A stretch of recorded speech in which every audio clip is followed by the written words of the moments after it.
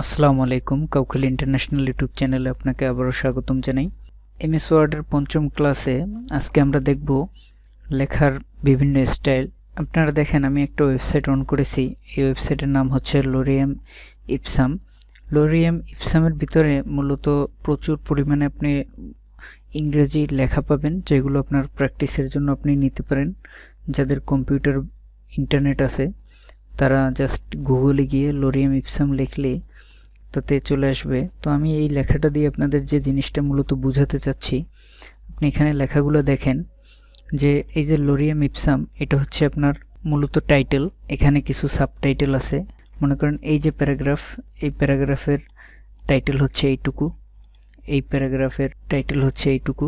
তো এই ধরনের টাইটেল কিভাবে দেওয়া যায়, যে একটু বড় হবে, বিভিন্ন স্টাইল হবে, সেগুলো কিভাবে শর্টকাটে দেওয়া যায় সেটা দেখাবো। তো এমএস ওয়ার্ডে যাই।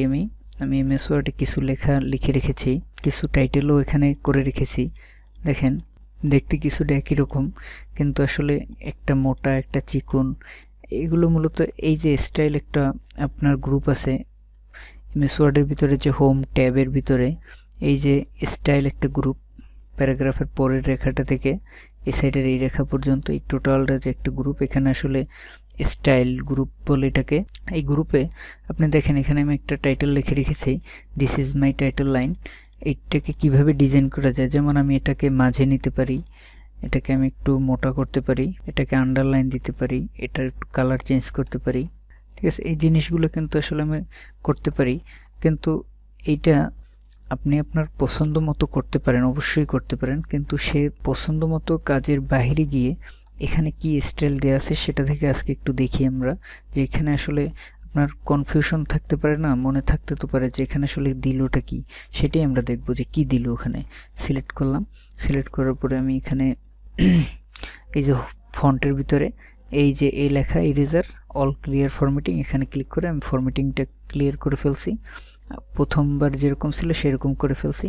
তো আমি এটা সিলেক্ট করলাম, সিলেক্ট করার পরে আমি এখান থেকে টাইটেলে ক্লিক করলাম। এই যে টাইটেল, দেখেন লেখাটা বড় হয়ে গেছে এবং একটা স্টাইল, ফন্ট স্টাইল নিছে, ক্যালিব্রি লাইট নিছে, আর এমনি ছিল আমার শুধু ক্যালিব্রি বডি দেওয়া ছিল। আমি যদি এটাকে আবারও সিলেক্ট করে অন্য একটা কিছু দেই, হেডিংয়ে দেই, সেক্ষেত্রে অন্যরকম আসলো। আপনি দেখেন এক একটা জিনিসে এক এক ধরনের ডিজাইন দেওয়া আছে। এই যে একটা আছে, আমি এই তীরে ক্লিক করি। আমি বলে রাখি, যে কোনো সফটওয়্যারের তীর মানে হচ্ছে যে এখানে আরও অনেক কিছু আছে। ঠিক আছে, তো আমি এইটা দিলাম, দেখছেন উপরে একটা রেখা, নিচে একটা রেখা, লেখাটা কালার ধারণ করছে এবং এই যে ইটালিক হয়ে গেছে। আমি ইটালিক শিখেছিলাম না, বোল্ড, ইটালিক, আন্ডারলাইন, মনে হয় ভিডিও নাম্বার 1 বা 2 আছে। বলে রাখি, আপনারা যারা আমার চ্যানেলের এমএস ওয়ার্ডের 1, 2, 3 নাম্বার ভিডিও দেখেন না, তারা প্রথমে সেগুলো দেখে আসেন, তাহলে এই ক্লাসগুলো আপনার জন্য সহজ হয়ে যাবে। এবং আপনি যদি আমার চ্যানেলে নতুন হয়ে থাকেন তাহলে অবশ্যই চ্যানেলটি সাবস্ক্রাইব করে পাশে থাকা বেল আইকনটি চেপে দিন, যাতে পরবর্তী ভিডিও আমার পেতে পারেন। ধন্যবাদ। তো যাই হোক, যেটা বলতেছিলাম, তো এই ধরনের স্টাইল আপনি এখান থেকে চাইলে ব্যবহার করতে পারেন। এখানে কিছু ফ্রি স্টাইল দিয়ে দেওয়া হয়েছে। আবার এমন হয় না যে আপনি প্রতিদিন কিছু না কিছু লেখা লেখেন এবং সেই লেখাগুলো একই ধরনের ডিজাইন আপনার বারবার দরকার হয়।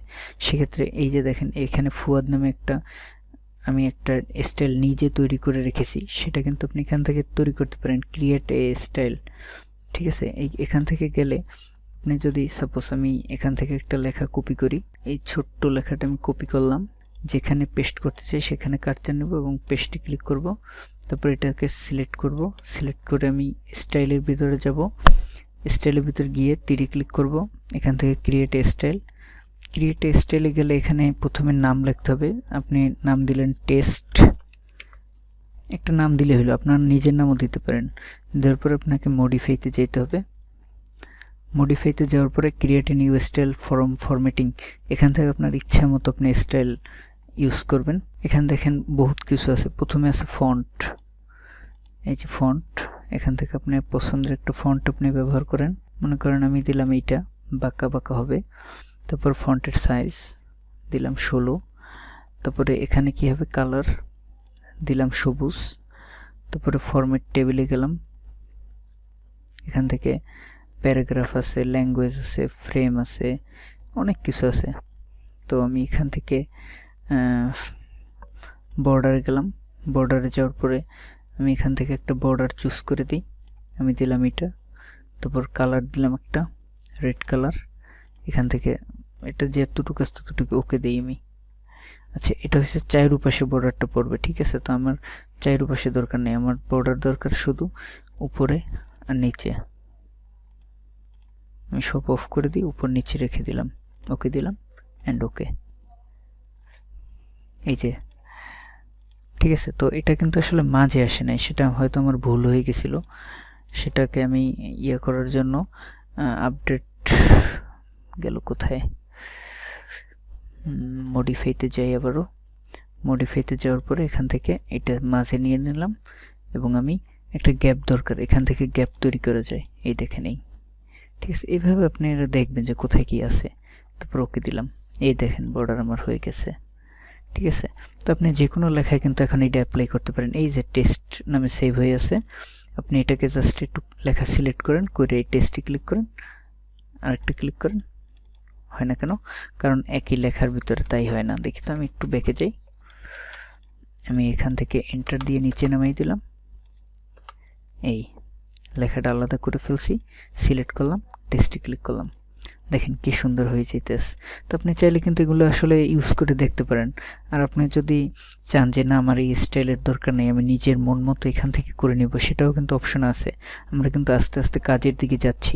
আপনারা যারা আমার পুরো ভিডিওগুলো দেখছেন 1 থেকে 5 পর্যন্ত, তারা অবশ্যই প্রত্যেকটা কাজ প্রচুর পরিমাণে প্র্যাকটিস করেন এবং এইখানে যে টুলসগুলো আছে এই টুলসগুলোর নাম মুখস্থ করেন এবং আলাদা আলাদাভাবে কোন টুলসের কী কাজ সেটা আমার ভিডিওগুলো ওপেন করে মানে পজ করে করে একটু একটু করে দেখেন, ঠিক আছে। আপনি যখন টুলসের কাজ শিখে যাবেন তখন কিন্তু দ্রুত কাজ পারবেন। আমি যা দেখাবো সেটাই আপনার মানে বুঝে যাবেন দ্রুত এবং করতে পারবেন দ্রুত। তো ধন্যবাদ ভিডিওটি দেখার জন্য। ভিডিওটি খুবই একটা ছোট ভিডিও ছিল। যদি ভিডিওটি ভালো লাগে তাহলে অবশ্যই লাইক, কমেন্ট অ্যান্ড শেয়ার করবেন এবং কাজ করতে গিয়ে যদি কোনো অসুবিধা হয় অবশ্যই কমেন্ট করে জানাবেন, আমি সমাধান দেওয়ার চেষ্টা করব। ধন্যবাদ সবাইকে, আল্লাহ হাফেজ।